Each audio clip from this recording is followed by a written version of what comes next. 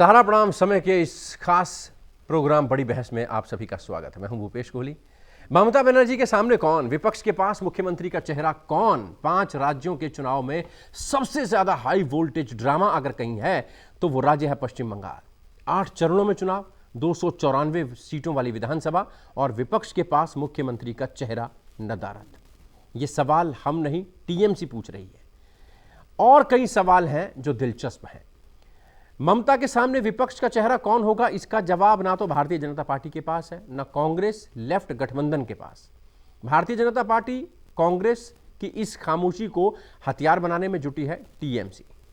पश्चिम बंगाल में Bharatiya Janata party TMC के लोगों को तोड़ने में लगी है और कांग्रेस छोटे दलों को जोड़ने में लगी है। 10 साल की सत्ता पर एंटी इनकम्बेंसी और धार्मिक तुष्टीकरण का आरोप, विकास के एजेंडे पर ममता जीरो, घुसपैठियों का मुद्दा और कानून व्यवस्था से ममता सरकार कोसों दूर जैसे भारतीय जनता पार्टी कांग्रेस के बीसीओ हमले के जवाब में टीएमसी फिलहाल विपक्ष पर बस यही चुटकी ले रही है कि कौन बनाएगा सोनार बांग्ला। जवाब में भारतीय जनता पार्टी कांग्रेस के पास एक ही लाइन है कि गुमनाम है कोई, अनजान है कोई।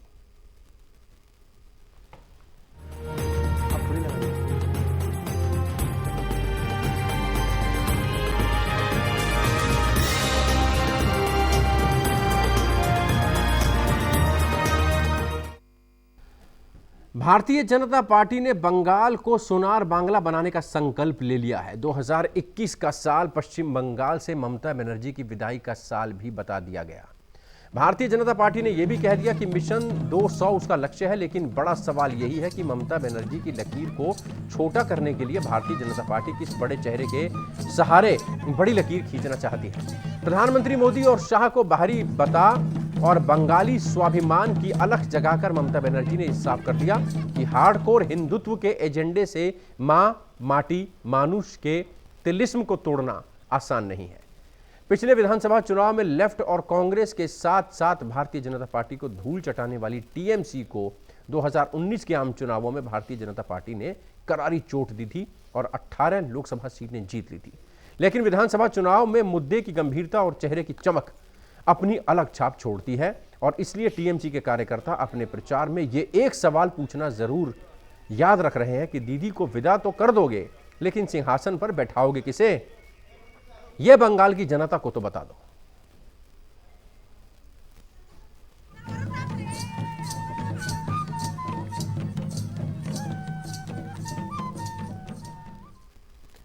ममता बनर्जी के सामने कौन, विपक्ष के पास सीएम का चेहरा कौन? चुनाव से पहले टीएमसी के उछाले इस सवाल पर फिलहाल विपक्ष खामोश है और इस खामोशी को हम अपनी बड़ी बहस प्रोग्राम में तोड़ना चाहते हैं।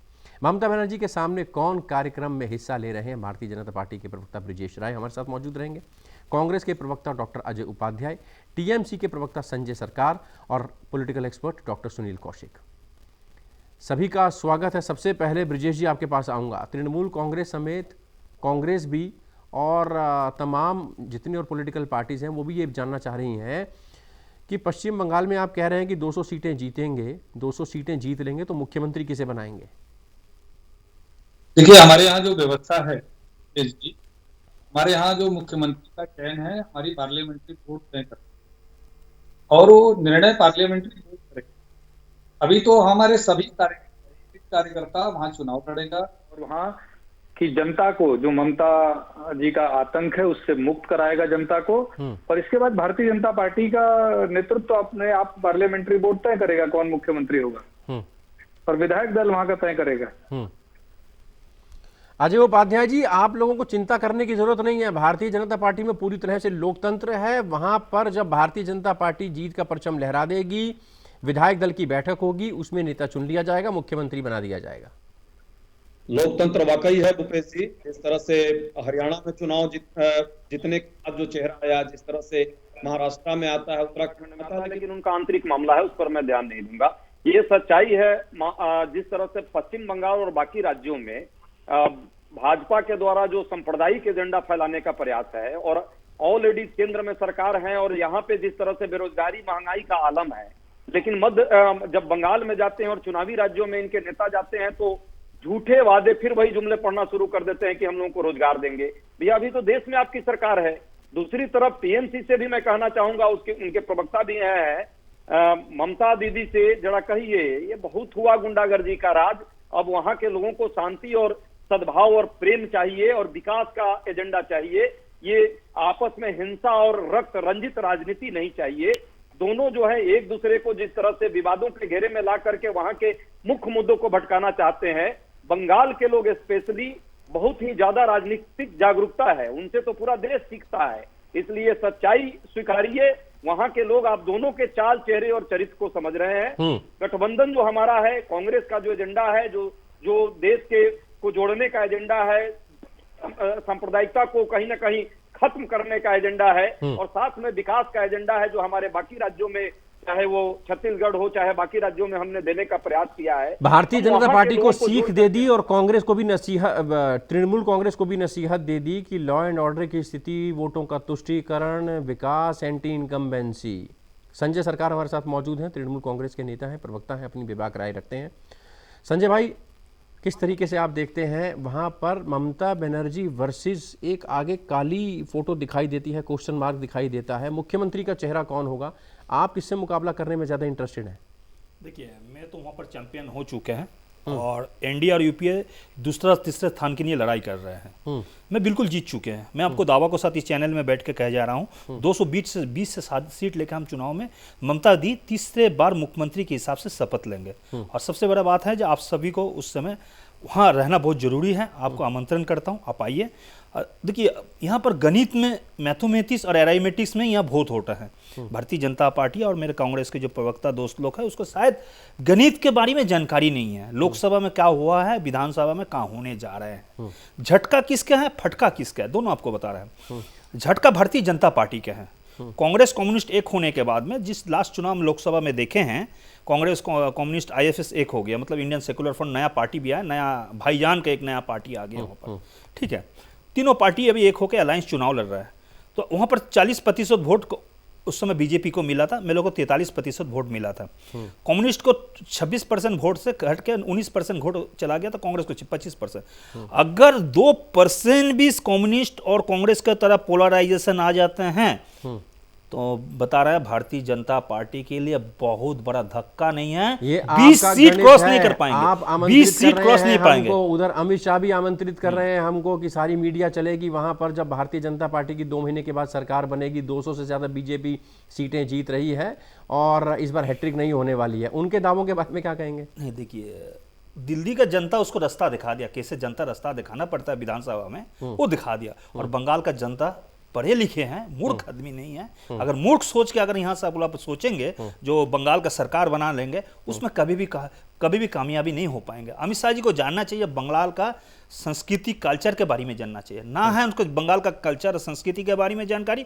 जितना भी जा रहा है सब भूमि लुटेरा वहां पर जा रहा है। गुजरात में भूमि लूटे हैं, ये मैं नहीं बोल रहा हूँ। मनसुख भाई वसावा बोला था, बारूद से 6 बार का सांसद, वो रिजाइन भी किया, आपको शायद जानकारी है। वो बोला इनाटी और स्टैचू जहां पर बने थे, वहां पर हरिजन और आदिवासी को जमीन लूट लिया, 2 लाख करोड़ जमीन लूट लिए चुके हैं। हो जाएगा, हैट्रिक नहीं कर पाएंगी ममता दीदी, सारे छोड़ के भाग रहे हैं।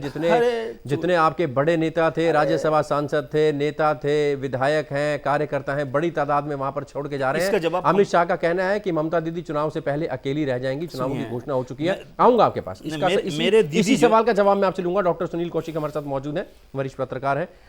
डॉक्टर सुनील, किस तरीके से आप देख रहे हैं तमाम पॉलिटिकल पार्टीज के दावों को, और आपको लग रहा है कि हकीकत के आसपास कौन सी पार्टी है? देखो, चुनाव जैसी नजदीक आता जा रहा है, उसी तरीके से सारी पार्टियों के चेहरे बिल्कुल बाहर निकलते आ रहे हैं। और सत्ता के संघर्ष के नज़दीक जब कोई भी राजनीतिक दल पहुंचता है, मैं यही बार बार कह रहा हूं, ये तो हम 4 दशक की बात करेंगे उठा करके पश्चिम बंगाल की, तो कोई भी जब राजनीतिक दल जब दिखता है कि सत्ता के नज़दीक है, तब बहुत बड़ा खून खराबा होता है। और ये आपने इस चुनाव में देखा है कि खून खराबा किस तरीके से हुआ है, चाहे पंचायत के चुनाव रहे हों, चाहे अभी के चुनाव रहे हों, और आगे जाकर के जो स्थितियाँ चल रही हैं कि बम में फोड़े जा रहे हैं, राष्ट्रीय ध्वज पे भी हमले हो रहे हैं। इनके भी तृणमूल कांग्रेस की भी विधायक की हत्या हुई, बीजेपी के विधायक की भी हत्या हुई, तमाम मंत्रियों के ऊपर भी गोली चली। तो जब इतना संघर्ष वहाँ सत्ता के लिए है तो निश्चित तौर से मुझे लगता है कि बीजेपी और तृणमूल कांग्रेस की जो टक्कर होगी बहुत हल्के में नहीं है। जहाँ बीजेपी को 2014 के चुनाव में लेके जाए हम, तो जहाँ उनको 17% वोट मिला वो जाकर के 40% वोट हो गया, 23% की यदि फायदा हुआ है। जहाँ लोकसभा की 2 सीटों के बाद 18 सीटें हुई हैं, तो कहीं ना कहीं बीजेपी को दिख रहा है कि हम सत्ता के नजदीक हैं, और ये तृणमूल कांग्रेस भी समझती है।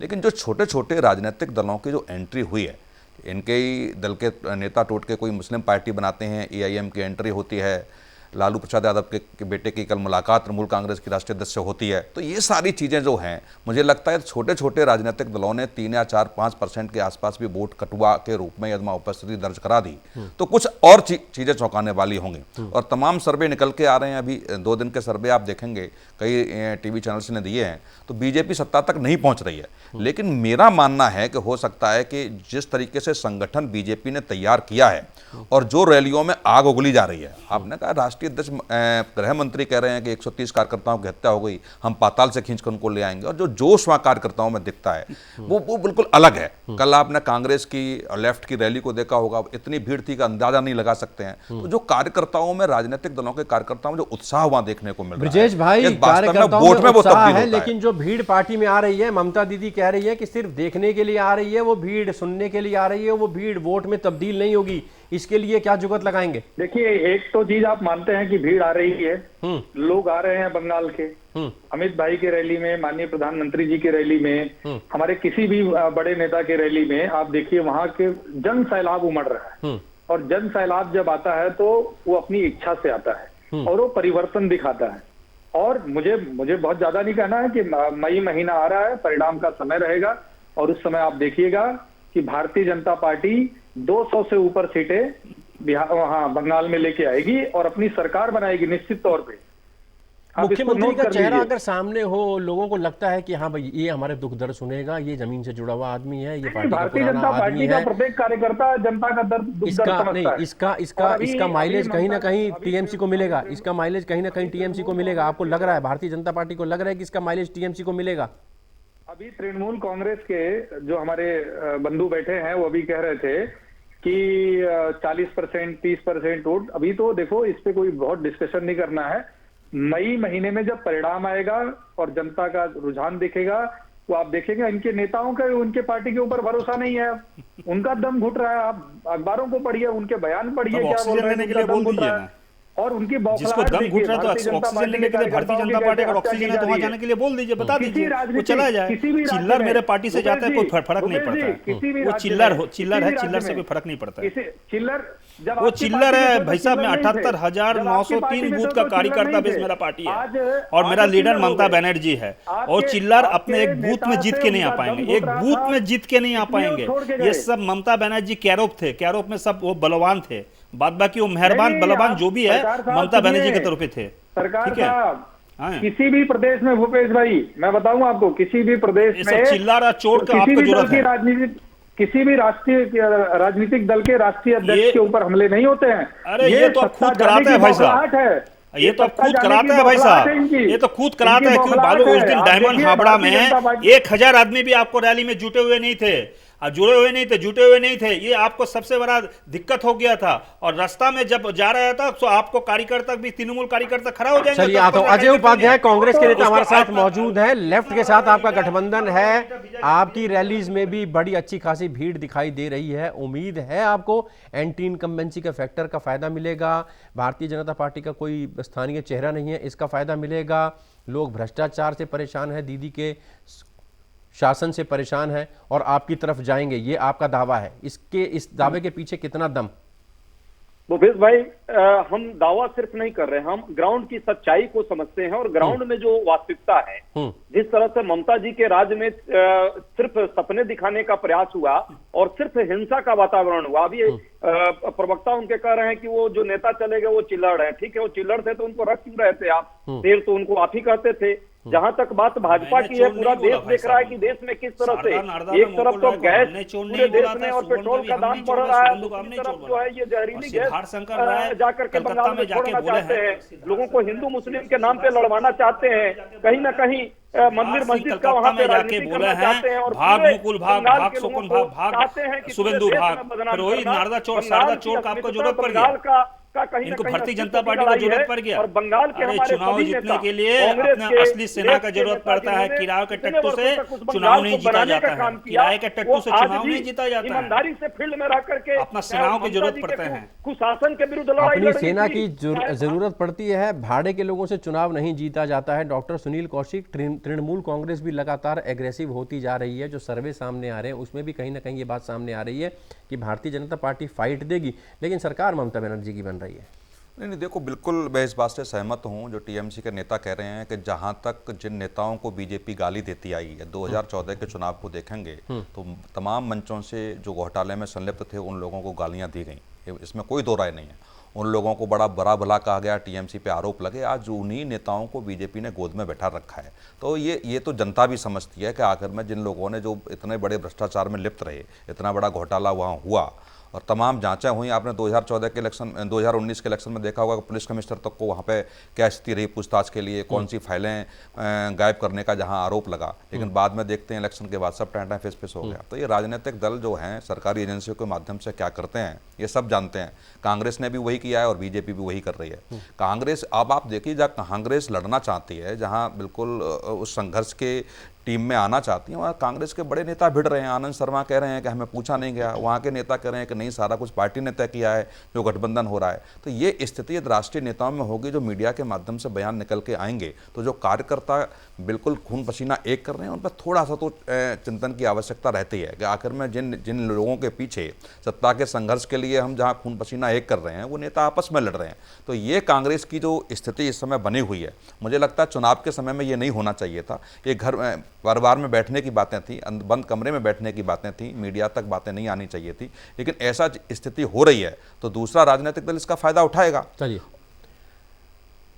जी, ब्रजेश भाई आपसे समझना चाहेंगे, कैलाश विजयवर्गीय की बात करें तो लंबे समय से वहां पर है, 2-3-4 साल हो गए उनको बेस बनाते हुए वहां पर। उनका कहना है कि हिंसा भी झेली है, कई कार्यकर्ता भी मारे गए हैं, और ये जानकर ये भी कहते हैं कि भारतीय जनता पार्टी को वहां पर उन्होंने खड़ा किया, मजबूत किया, इसमें कोई शक नहीं है। जी। मुकुल रॉय की बात करें, वो भी दिग्गज नेता कहे जाते हैं। हालांकि टीएमसी कह रही है वो चिल्लड़ थे, चले गए, उनको हमने टिकट दे दिया कि जाइए दिल्ली में, भारतीय जनता पार्टी आपको टिकट दे देगी, इस तरीके की बातें हैं। लेकिन टीएमसी की अगर बात करें तो उसका एक सवाल तो वाजिब है कि कम से कम जो लोग आपको वोट डाल रहे हैं उनको ये पता रहे कि उनका चीफ मिनिस्टर कौन होगा। इसमें इन्हीं अगर 2-3 नामों की बात करें तो इनमें से प्रोजेक्ट क्यों नहीं किया जाता कोई आदमी? देखिए, भारतीय जनता पार्टी का अपना एक तरीका है। हम लगभग राज्यों में चीफ मिनिस्टर नहीं डिक्लेयर करते हैं। हमारा कार्यकर्ता चुनाव लड़ता है, हमारा प्रत्येक कार्यकर्ता एकदम अपने भारतीय जनता पार्टी का जमीन पर उतरकर काम करता है, और जब परिणाम आता है तो विधायक दल का जो विधायक चुन के आते हैं वो अपने नेता का चयन करते हैं। उसको 7 दिन में 7 मुख्यमंत्री होने वाला है। इनके 7 दिन में 7 मुख्यमंत्री है बनने वाला है। सोमवार को दिलीप घोष बनेंगे। सरकार भाई उनका जवाब लेते फिर आता हूं। हमारे गृह मंत्री जी ने भी बोला है, हमारे और नेताओं ने बोला है, कैलाश विजयवर्गीय साहब ने बोला है, भारतीय जनता पार्टी जब सरकार में वहां 200 सीटें ज्यादा जीत के आएगी अपनी सरकार बनाने की, तो मुख्यमंत्री भी बता देगी, क्या परेशानी है। और वो वहां बंगाल की जनता की सेवा करने वाला बंगाल का कोई होगा। संजय भाई, लेकिन अगर तृणमूल कांग्रेस, ठीक है भारतीय जनता पार्टी का इंटरनल मामला है उनका, वो कह रहे हैं लोकतंत्र है, चुनाव होंगे, उसके बाद कार्यकर्ता की मीटिंग होगी, विधायक दल की मीटिंग होगी, उसमें चुन लेंगे, उसमें कोई परेशानी की बात नहीं है। लेकिन तृणमूल कांग्रेस को क्यों डर लग रहा है अगर ये चुनाव मोदी बनाम दीदी हो गया तो? क्या इससे आप लोग डरते हैं? आपको पता है कोई छोटा चेहरा आएगा उसको निपटा दिया जाएगा, उसके ऊपर दीदी भारी पड़ जाएंगी, लेकिन अगर भारतीय जनता पार्टी मोदी के चेहरे पर चुनाव लड़ेगी तो कहीं ना कहीं दिक्कत हो सकती है। सुनिए, एक श्रेणी को खिलाफ 500 बीजेपी लीडर, हर मुख्यमंत्री जाकर वहां पर एक श्रेणी अकेला लड़ रही है, अकेला लड़के, और सबको जिस तरफ से उसमें मुकाबला कर रही है, इसमें कोई दो राय नहीं है। आने वाला पल में हिंदुस्तान का नया रास्ता ममता बनर्जी दिखाएगी। और दूसरे नंबर भारतीय जनता पार्टी है। हम भारतीय जनता पार्टी को कार्यकर्ता को पूछते हैं, भाई तुम्हारा मुख्यमंत्री कौन बनने वाला? बोले कि 7 दिन में मेरा 7 मुख्यमंत्री बनेंगे। सोमवार को दिलीप घोष बनेंगे, मंगलवार को मुकुल राय बनेंगे, बुधवार को शुभेंदु अधिकारी बनेंगे, बृहस्पतिवार को शोभन चटर्जी बनेंगे, शुक्रवार को बाबुल सुप्रियो बनेंगे, शनिवार के आलू वालिया सिसोदिया जी बनेंगे और एतवार रविवार को समीक भट्टाचार्य बनेंगे, तथागत राय बनेंगे। ये 7 मुख्यमंत्री 7 दिन में बनेंगे। एक दिन तो वीकली ऑफ देते हो उनको। सबको नहीं, 7 ये दिन में भारतीय 7 जनता मुख्यमंत्री बनेंगे। पार्टी का कहना है कि अगर उनके साथ बनेंगे तो आप भी साथ बना लीजिए, आपके पास साथ नेता नहीं है ऐसे। एक ही श्रेणी है, काफी है। इनको तो श्रेणी लोग पूरा समझ बंगाल सकते हैं। संभालता है, हिंदुस्तान संभालता है इनके- और वर्ल्ड इनके फेमस नेता लीडर के है। ऊपर सी इज द ना वन ऑफ द जनता को वर्ल्ड भरोसा है, फेमस ना लीडर्स। कार्यकर्ता को इनके भरोसा है। हाँ। इनके मेरे नहीं, अठारह ब्रिजेश जी क्या कह रहे हैं आप? ऊपर नहीं, ब्रिजेश भाई क्या कह रहे हैं मैं आप? कह रहा हूँ संजय जी के, ममता जी के ऊपर उनके कार्यकर्ता का ना भरोसा रहा और ना बंगाल की जनता का है। मैं तो परिणाम आने वाला है, जल्दी आएगा, चुनाव की घोषणा हो गई है। आपको और हम चीनाराम सब का लड्डू देखेंगे। भेज देंगे आपको घर में हम लोग जीत के। दिल्ली से बिल्कुल, चीनाराम नहीं, का लड्डू अरे हम लेके पहुंचा आपको देंगे, घर में भेज पहुंचा देंगे। देंगे आपको। क्यों सत्ता संजय अपना जी, बन रहा है। नहीं, इनका आपको कहना बोलना है कि मैं चलिए एक हमारे बात- 7 नेताओं के नाम आपने गिना दिए, 7 हमारे पास मुख्यमंत्री के चेहरे हैं, तो ये इनकी खुशकिस्मती है, ये इनकी कामयाबी है कि 7 इनके पास चेहरे हैं। आपके पास एक ही चेहरा है और उसके बाद 7 नेता भी नहीं है आपके पास, ये बीजेपी कह रही है। इसका जवाब सुनिए, मेरे 78,903 बूथ का कार्यकर्ता हैं। आपको बताते हैं, लास्ट जो लोकसभा चुनाव हुए थे उसमें हमको 22 सीट मिला था, हम 164 सीट में आगे थे और 78,903 बूथ में हम 45,583 बूथ में आगे थे। ये गणित जानकारी रखनी चाहिए। बंगाल में गणित के हिसाब से संजय चुनाव होता सरकार है। जिस यहाँ तरीके हवाई से चुनाव नहीं कंफर्टेबली होता बता बंगाल रहे हैं में। कि हमारी सरकार बन रही है और इतने हजार, इतने दूसरे लाख, नंबर इतने बात करोड़ है, हमारे कार्यकर्ता हैं। 3 सीट में डॉक्टर बाई सुनील, इलेक्शन हुआ था। आपको लगता है कि अगर पिछले चुनाव के आंकड़े देखे जाएं, पिछले 5 साल के आंकड़े देखे जाएं, तो कहीं ना कहीं लोकसभा के आंकड़े भी देखने चाहिए और वहां पर कहीं ना कहीं लग रहा है कि भारतीय जनता पार्टी टक्कर देती दिख रही है टीएमसी को? बिल्कुल टीएमसी को टक्कर नहीं दे रहा है। बाई इलेक्शन हुआ था, मैं सुनील आपको जी। बता रहा नहीं, बिल्कुल है। और देखेंगे नहीं, 2014 के और 2019 के इलेक्शन में यदि हम तुलनात्मक अध्ययन करें तो देखेंगे 23% की बढ़ोतरी हुई है। और जो पंचायत के चुनाव में देखने को मिला, जिस तरीके से बीजेपी ने वहाँ लीड किया, जहाँ बीजेपी को कोई जानता नहीं था, जहाँ बीजेपी ने कभी सत्ता के लिए सोचा भी नहीं होगा, आज वो सत्ता तक पहुँच रही है। आप देखो 18 सीटें लोकसभा में आ जाएं, जहाँ तृणमूल कांग्रेस की नेता ममता बनर्जी कहती थी कि 0 आएगी, मतलब एक भी सीट बीजेपी को नहीं आएगी, वहाँ 18 सीटें ला करके दिखाया। और बीजेपी के राष्ट्रीय अध्यक्ष जब अमित शाह हुआ करते थे, उन्होंने 20 सीट के लिए कहा था कि 20 सीटें हम पश्चिम बंगाल में लेके आएंगे, लेकिन 2 सीटें कम रही हैं। तो ये जो गणित, मोटा भाई का जो गणित है वहाँ पे पूर्व राष्ट्रीय अध्यक्ष महोदय जी का, तो ये हम कह सकते हैं कि कहीं ना कहीं ये स्थिति है। और ये हल्के में तृणमूल कांग्रेस नहीं, बिल्कुल, क्योंकि जो चीज़ें वहाँ बीजेपी जिस गणित के साथ चुनाव लड़ती है, जहाँ तक वो पन्ना प्रमुख तक आपके यहाँ भी डेवलप कर दिए अन्य प्रदेशों की तरह, तो जो बूथों की जो चर्चा तृणमूल कांग्रेस के नेता कर रहे हैं, तो इतना संगठन के मामले में बीजेपी भी वहाँ कम नहीं है। डॉक्टर अजय उपाध्याय, भारतीय जनता पार्टी की अगर बात करें तो बीजेपी का कहना है कि नंबर 2 और नंबर 3 की लड़ाई कांग्रेस, लेफ्ट गठबंधन, बीजेपी ये लड़ रहे हैं। हम नंबर 1 हैं, हम हैट्रिक करने जा रहे हैं। तृणमूल कांग्रेस से, भारतीय जनता पार्टी से अगर पूछा जाए तो भारतीय जनता पार्टी का कहना है कि तृणमूल कांग्रेस 2nd नंबर की लड़ाई लड़ रही है, कांग्रेस और लेफ्ट पार्टियां जो हैं वो 2nd, 3rd नंबर की लड़ाई लड़ रही हैं। आपको कोई नंबर 1 नहीं मान रहा, आपके साथ कोई मुकाबला नहीं मान रहा। आपको पता है कि कांग्रेस राष्ट्रीय पार्टी जरूर थी, लेकिन क्षेत्रीय दलों के बैसाखियों का सहारा लेकर अपनी नाव को पार चलाने में लगी हुई है।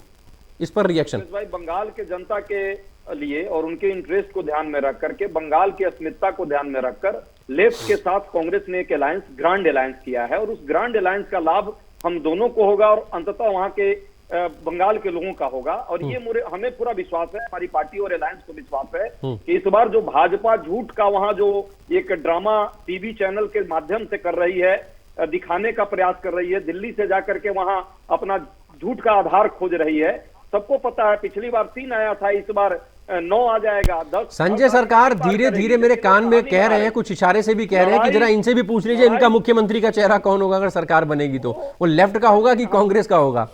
नहीं, हमारे पास जो जनता यदि हमको ज्यादा सीट देगी तो हमारे तरफ से होगा। अलायंस हम लोग तय कर लेंगे, हमारे पास अनुभव भी है और ग्राउंड और आधार पर हमारे काडर भी हैं, हमारे पास एक विचारधारा भी है। इनके पास जरा पूछिए कौन सी विचारधारा है। क्या हिंदू मुस्लिम के नाम पर भाजपा वहां लोगों को बांट करके राजनीति करेगी, या तृणमूल कांग्रेस सिर्फ हिंसा की राजनीति करके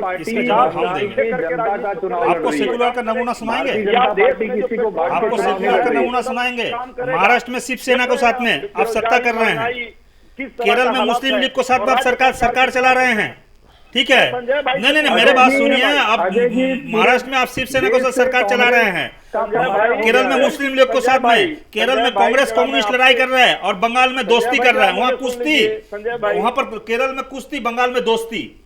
वहां पर केरल में भाई- कुश्ती कर रहे हैं, यहाँ दोस्ती कर रहे हैं। भाई सुनील भाई, चलते भाई, चलते आपका रिएक्शन बंगाल आपसे कंक्लूड करूंगा। कितना आगे पॉलिटिकल पारा लगातार बढ़ता दिखाई देगा जब प्रधानमंत्री नरेंद्र मोदी की रैलीज होंगी, एक तरफ से पीएम बोलेंगे, एक तरफ से दीदी बोलेंगी, एक तरफ से अमित शाह बोलेंगे, एक तरफ से दीदी बोलेंगी, एक तरफ से कैलाश विजयवर्गीय बोलेंगे, जेपी नड्डा बोलेंगे, एक तरफ से दीदी बोलेंगी।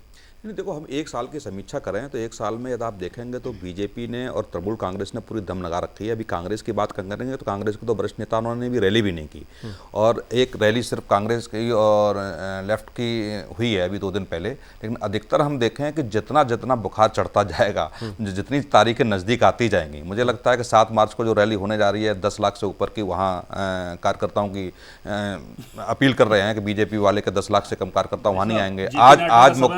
आज जहां यूपी के मुख्यमंत्री को भेजा है, जहां यूपी के मुख्यमंत्री को आज भेजा है, 22 फरवरी के जिस दिन उसमें सभा हुआ था, 300 रुपया करके देकर आदमी लेकर आना पड़ता। हर बंगाल न्यूज़पेपर में हेडलाइन हुआ है। चलिए, अब वक्त की 10 कमी लाख हो है, जाएंगे। वक्त की कमी है। भारतीय जनता पार्टी का कहना है कि मुख्यमंत्री के चेहरे से कोई फर्क नहीं पड़ता। हमने बहुत सारे ऐसे राज्य में चुनाव जीते हैं जहां पर हमने मुख्यमंत्री का चेहरा पेश नहीं किया था। हमारे कार्यकर्ता चुनाव लड़ते हैं, हमारी जब जीत होती है तो उसके बाद विधायक दल की बैठक करके हम सामने चेहरा ले आते हैं और सर्वसम्मति से मुख्यमंत्री बनाते हैं।